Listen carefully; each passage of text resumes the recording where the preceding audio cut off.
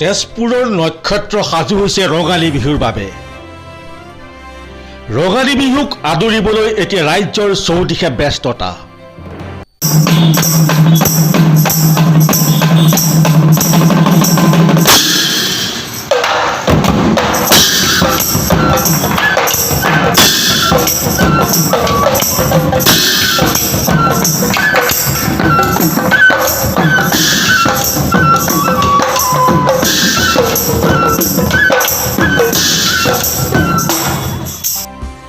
তেজপুৰৰ ধৰ্মৰত্ন গহনচন্দ্ৰ গোস্বামী উদ্যান ক্ষেত্ৰত এতিয়া নক্ষত্ৰৰ সদস্যসকলে চলাই গৈছে পূৰ্ণগতিত আখৰা।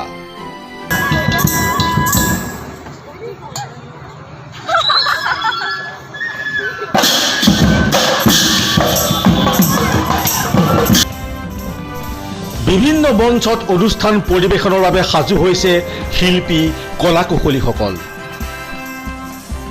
তেজপুৰৰ অন্যতম অনুষ্ঠান নক্ষত্ৰ এক অবিৰত যাত্ৰা নামৰ থলুৱা বাদ্যযন্ত্ৰৰ এই দলটোও সাজু হৈছে বাপতি সাহোন বিহুৰ বাবে।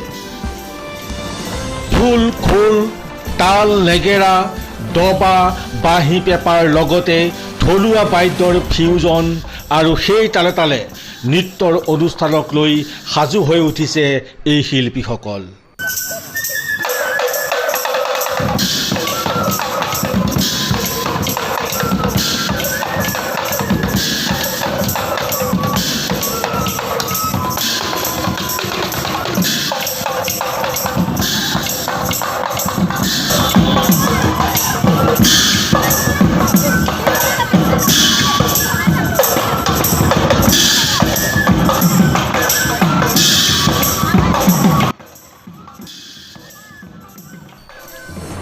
থলুৱা বাদ্যৰ লগতে অন্যান্য বাদ্যৰ সংমিশ্ৰণ তথা নৃত্যৰ সমাহাৰেৰে এইসকল শিল্পীয়ে এইবেলি বহাগত দৰ্শকৰ হৃদয় জিনাৰ প্ৰয়াস অব্যাহত ৰাখিছে। সমীৰ কৰৰ ৰিপৰ্ট, নিউজ মিডিয়া।